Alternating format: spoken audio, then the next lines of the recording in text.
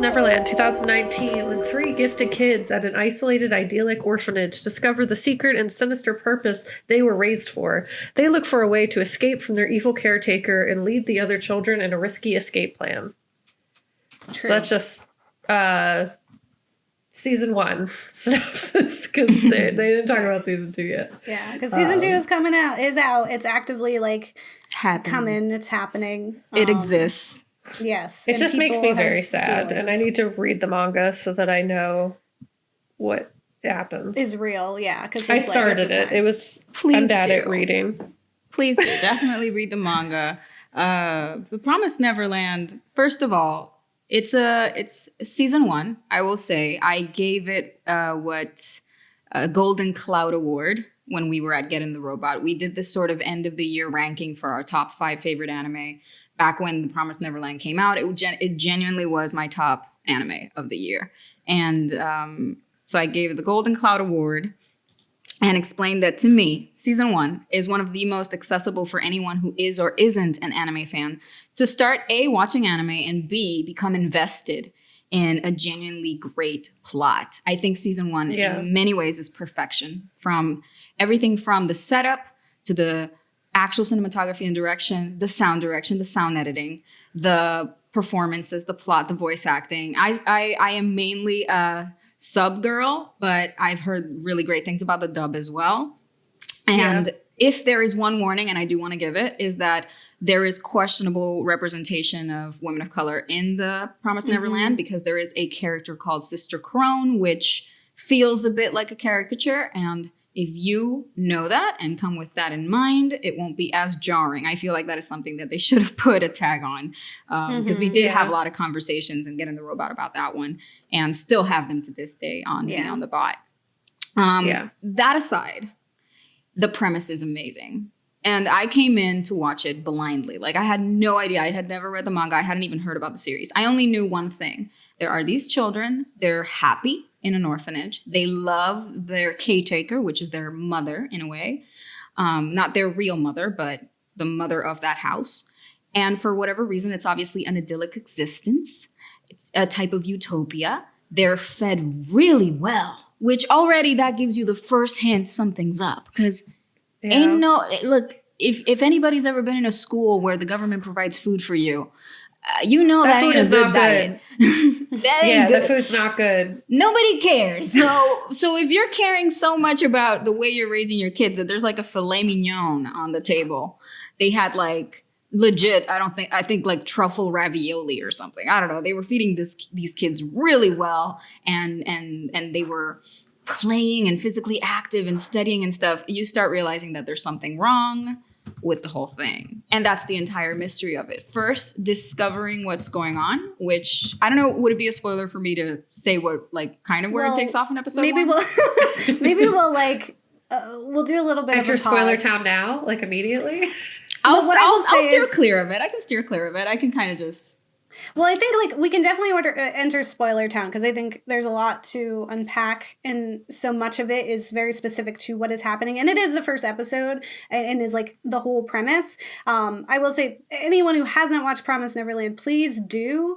The first season, it's so easy to go through because it is so compelling. Like, you really do want to know what happens next. There's this really like organic and stressful, but like in this really exciting way of the way that the tension is built. Like, it seems like every episode it's like, where we have a plan, we're going to do this plan. And then at the end it's like, oh no, someone already knew that plan, or there's a plan that's already 2 steps ahead and we're in trouble. And then the next episode is like, we fixed that.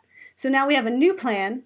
We're going to do that. Oh, someone else has a plan now. And so it's like this kind of constant wave where you're kind of just trying to catch up with what is happening and with your protagonist. So if you like that kind of thrill, the characters are super lovable and charming. And the world itself is very interesting. That's, we often talk about like the manga versus like the the anime.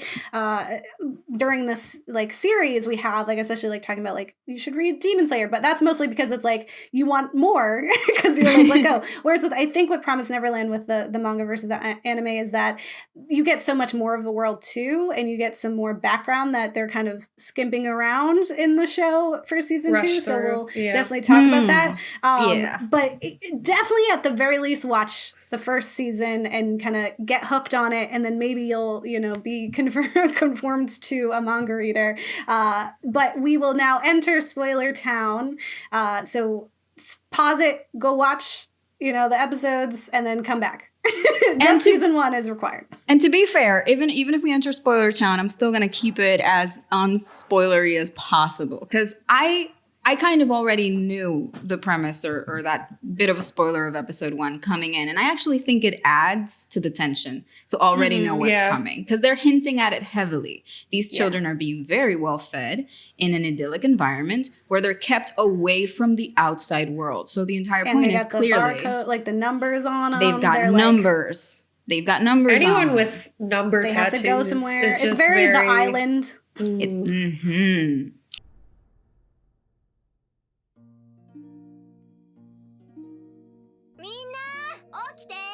朝ごはん遅れるよ。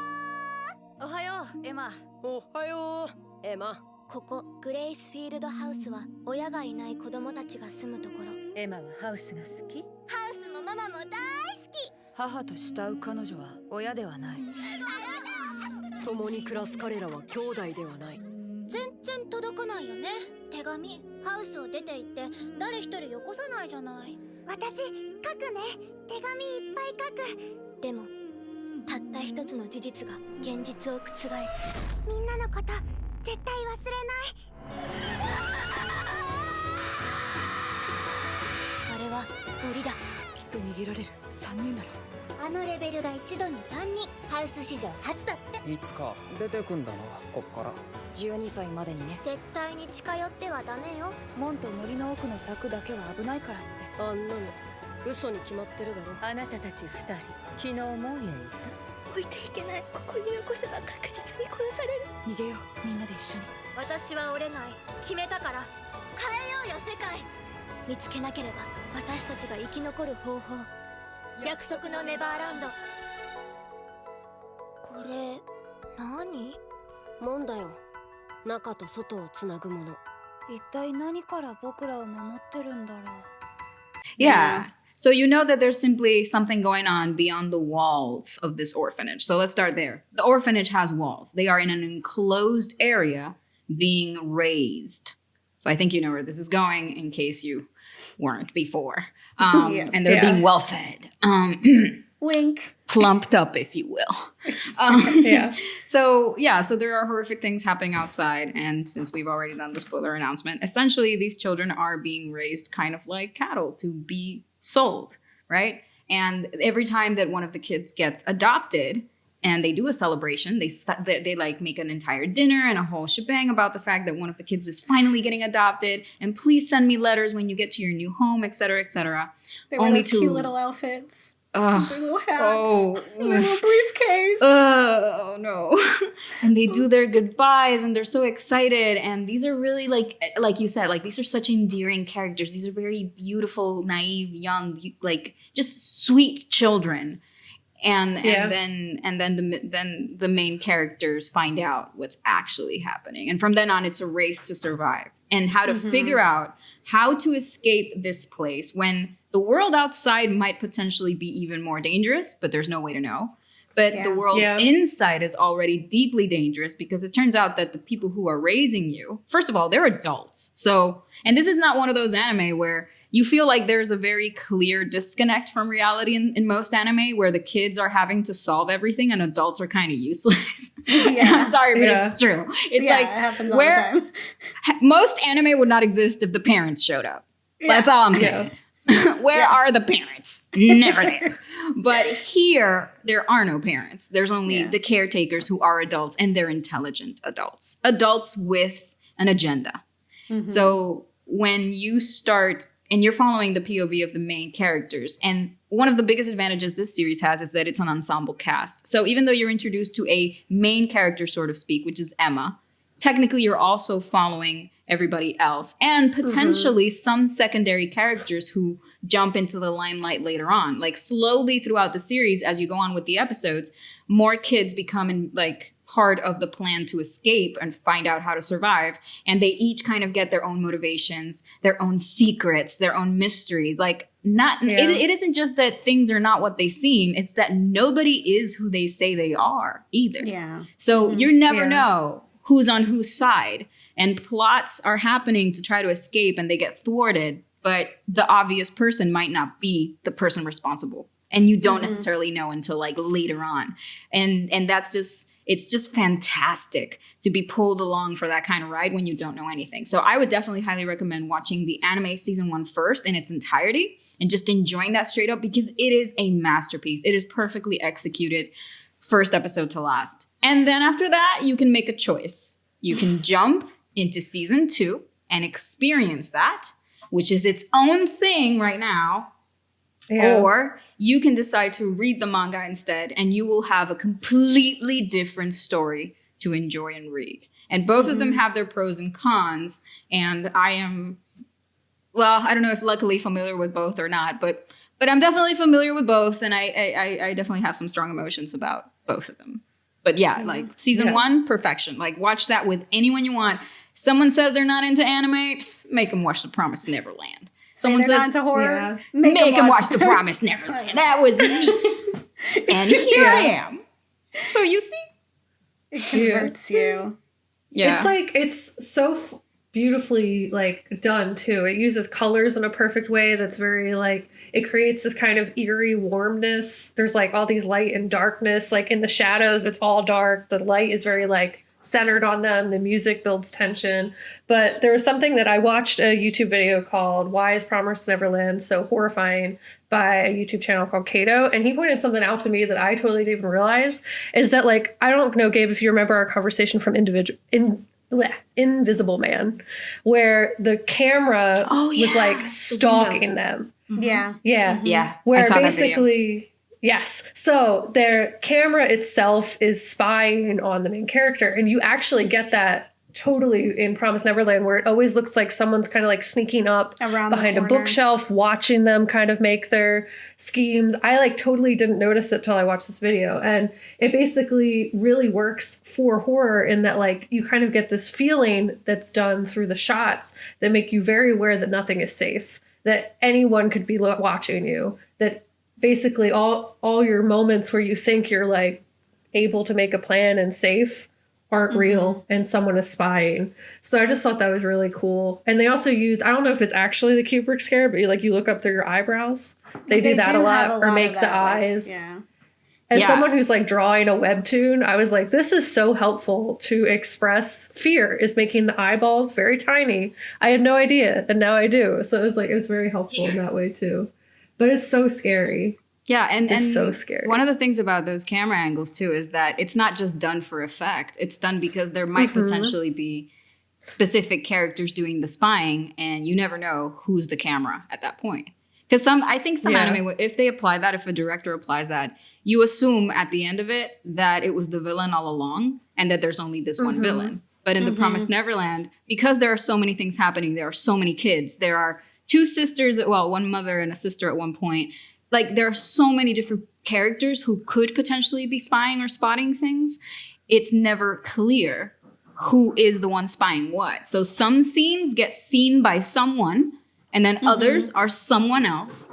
And it all unites perfectly for the big reveals or the big, like disappointments or whatever. And that's so great. I saw this other analysis. Actually, I really love her analysis of Best Girl's Basement.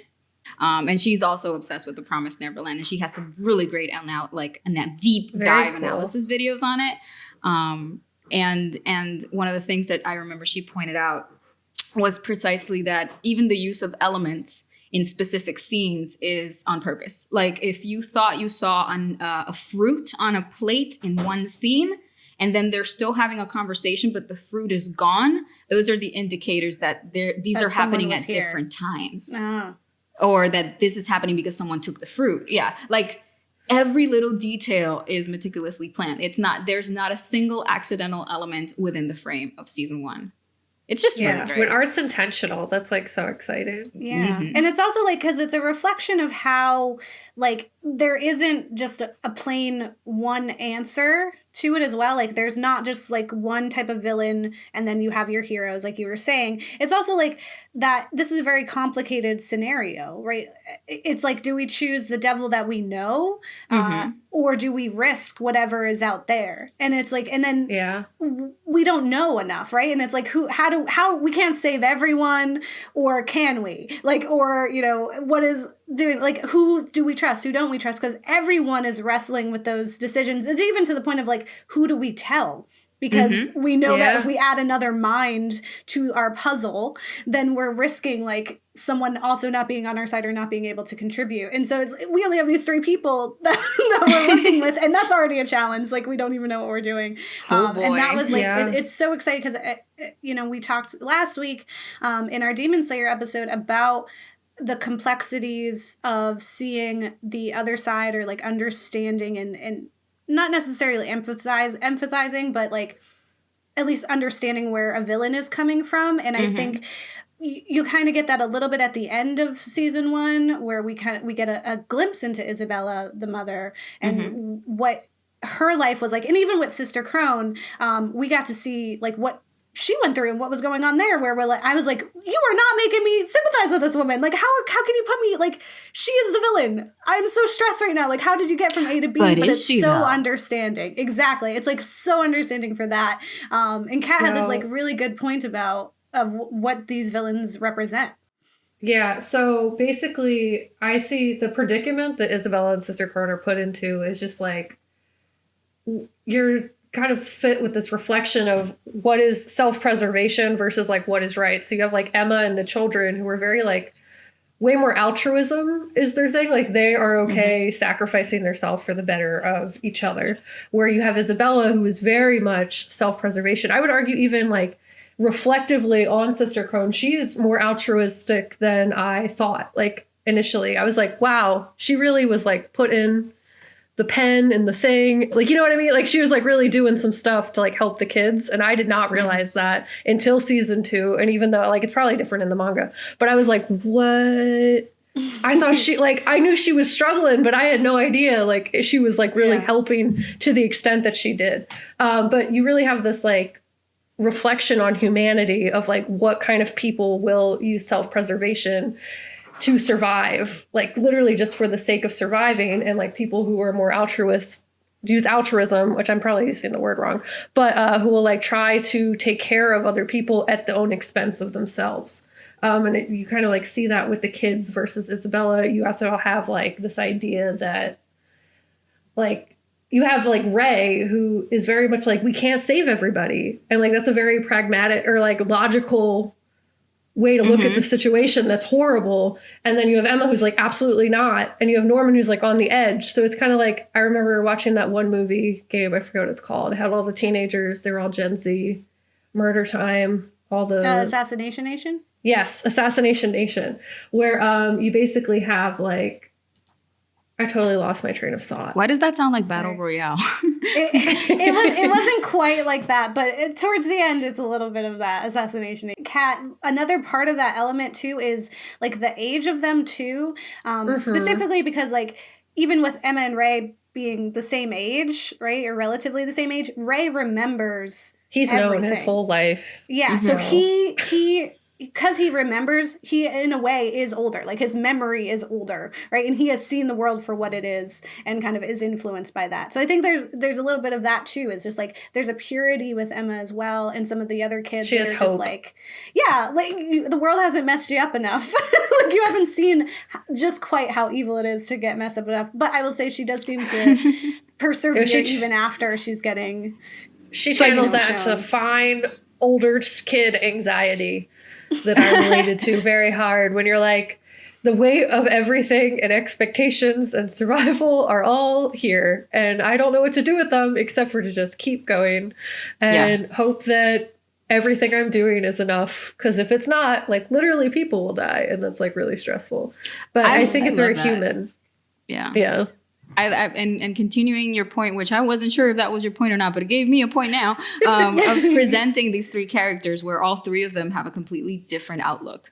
I think that's very successful in placing you in a position as a viewer to decide what's your outlook on the situation as well. Because it's actually harder to relate to Emma sometimes because you feel that her optimism is naive. But in fact, that naivete, which I think we kind of shrug off after a certain point in our lives, because we are kind of fed up with the world. And I mean, look, we're living in a pandemic. I get it. We're tired. But that optimism is exactly what is needed to galvanize a group. So even if technically Ray and Norman are the smarter kids, they're the more logical kids. They understand the potential outcomes and the risks, and they're more like prudent about it. And Emma's just willing to just go freaking forward. It's her spirit that manages to inspire them to move forward, and therefore the rest of the kids to move forward. So sometimes you really just need that kind of blind optimism. If that character were missing from the Promised Neverland, I doubt that they would ever be successful in breaking out, because otherwise you overthink it too much. And sometimes you just can't overthink it. You gotta go for it, regardless of the risk out there. So I think that's really cool. I remember the thing, and your point is totally what I was trying to say. So it's perfect. We share a brain cell because we're Geminis. Mine jump into your brain, that's what it is. Mine. But in Assassination Nation, there's this thing where they say there's like 10% of the world is good, 10% of the world is bad, and the rest of the 80% can be swayed in either direction. So it's like this idea that, you know, people will be selfish, but if they're persuaded to not be inherently selfish and self-preservation, like, they will lean towards good if there's someone like Emma who is like blindly optimistic and like a very charismatic leader and like can convince them that good is the path that they need to be taking, instead of like the other 10% that's like Isabella, who's like, I just need to survive. Like, I don't care who dies. I don't care what I give up. And that's very human in and of itself. Like, there are lots of people who think that way, even though it sucks and like results in lots of pain and awfulness. But there are lots of human beings in our world. The world would not exist how it does if people didn't feel that way, who would like probably relate to Isabella, even though she is like 100% the villain in the scenario. But she is very much just trying to make the best out of a horrible situation for only herself. But still, I mean, I she cried didn't for have her. an Emma. You know, I cried for Isabella. Like, this is one of the few anime where I felt by the end of season 1 at least, that regardless of how, honestly, whether justifiable or not, I'll put in quotation marks because that's up to everyone to interpret. Isabella's evil, the catalyst for it and the reasons behind it, once these things were presented along with the humanity that led her there, whether it was weakness, whether it was self-preservation, because these are weaknesses that are inherent to our makeup, our DNA. Like, we don't have the ability to just choose to not survive that easily. Like, we are wired to survive, to try to survive. And the situations that she gets placed in order to make those choices, once you see them, I was like, I understand that right now I need to hate you and you're the villain, but holy, this is sad. But she's a victim too. This is she's so a victim sad. Too. It's amazing. And then you start wondering, because the season 1 frames it that way. Okay, so maybe even though evil things are happening in this orphanage, evil things are happening in this, well, essentially child farm. It's the world outside that's to blame. The things that are happening out there. And then now you're coming into season 2, and I'm not going to go too deep into it, but whether it's the manga or the anime, the whole point is that you get to meet the wider world, and then you're going to be presented with even more complex situations where even the outside world might be far more removed from black and white versions of good and evil than you originally thought. So in that sense, it's very smart. And I will say this, if you do decide to jump into the manga, word of note, the author was given a time frame to complete the manga, and then that time frame was shortened. So, and that whenever that happens, I always get a little bit worried with the manga and the plot.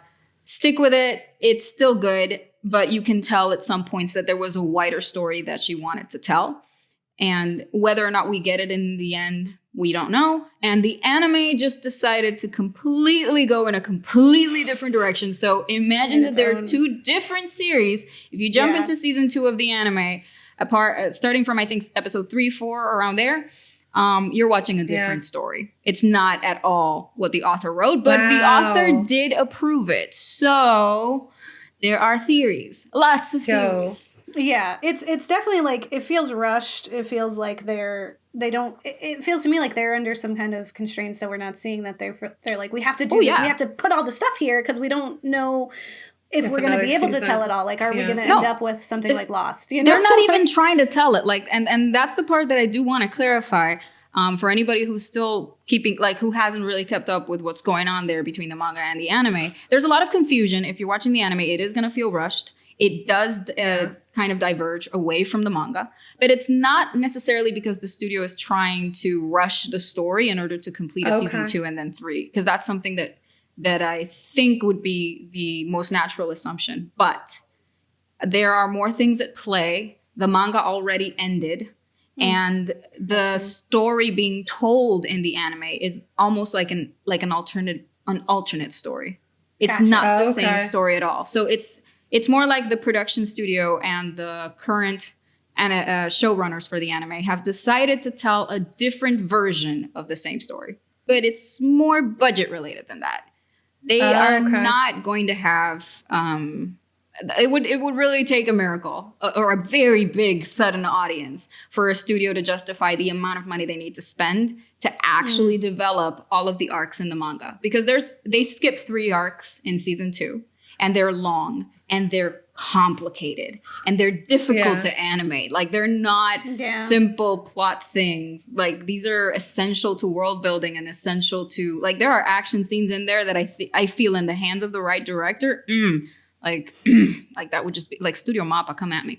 But I don't think it would make sense for any studio right now to invest in this series the way it would require based on the audience it has. Like, I get it. It's probably more of a financial decision, but maybe I'm just being theoretical here as well. Like, I'm speaking out of I'm not talking to the studio personally, but there were some tweets that the production staff released where they were discussing the fact that, yes, the author approved this route. This isn't something we came up with on our own, but they've had to kind of go in a different direction so that they can tie up the story differently. Plus, unlike the manga, where they get to be a little bit more gory and a little bit more, I would say, hardcore with some things, the anime itself, presenting those visuals, there might be some problems with the type of audience that they're marketing it to, because it is a children's story being marketed to children.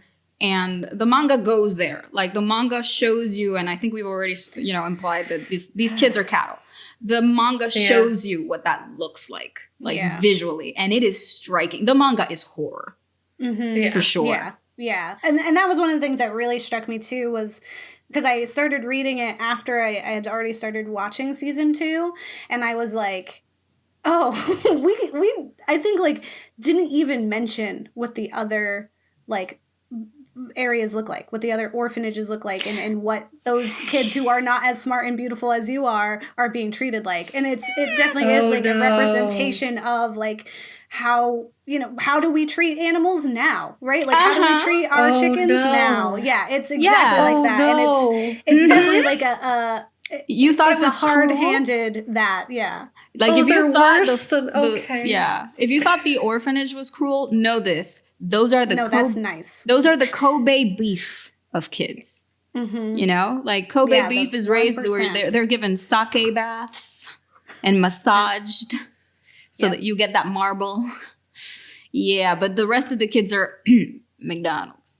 Yeah, and exactly that. And I think, like, that's what I really enjoy about, like, when we get to glimpse, like, when you're reading manga versus, like, anime, because anime is beautiful, like, the art style is striking, and there are things that you're learning, and you get to dive into these worlds. But mangas can really, like, the same with books, right? It's like, we can spend more time. Like, I will never say that there is a Stephen King adapted film that is more impactful to me than a Stephen King novel. like those things stick with me because they're just so deep, and there's no way that there's going to be a film that's going to hit me the same way. Just no. And the same thing with this. Like, I feel like the manga because it can, like you said, it can go there, and it does, but we get to see more of the world. We get to spend more time with the world because that's what that medium allows. And the same thing with like Beastars. Like I love the Beastars manga, and I just love like spending all that time in that world and hearing about all those little things, and also being like, I'm so glad I'm a vegetarian for both of these scenarios. But like, I'm not going to get that same, like, I still love the anime, and I love the, you know, the animation of it, and just the direction of it as well. It's just not going to be the same as when you're spending time with those characters for a long time, and you get to glimpse into the rest of it. But I think with this, and, you know, thinking of like Demon Slayer from last week, is that Emma is one of those, our new, you know, protagonists that, you know, like Yudoya mentioned in a Get in a Robot video, that are altruistic, that are sweet at the core, and that's what's like driving them. And Ray and Norman are traditional heroes that we have seen. Like they are like what we were saying the Hashira were, where they're like, okay, bad things have happened, so we have to fight back, and that's just the answer. And we just like, whatever happens, we gotta get out, we gotta do it, we gotta be strategic. And Emma's like, no, but we gotta love and take care of everyone, this is our family. And like, you know, we yeah, do like good. we need I'm to dying, make it's everyone fine. survive, not just 2 or 3 or whatever makes sense mathematically, etc. She's like, no, we either all die, or, you know what, you guys can choose to survive on your own, but I cannot live with myself with the choice of leaving anyone behind. And that somehow works. Like, works. It doesn't always work. So emotion. But it's really great. I do love that new wave of, as you say, like empathetic characters, just characters who are showing that empathizing with the humanity of everyone around you, whether villain or not, is important.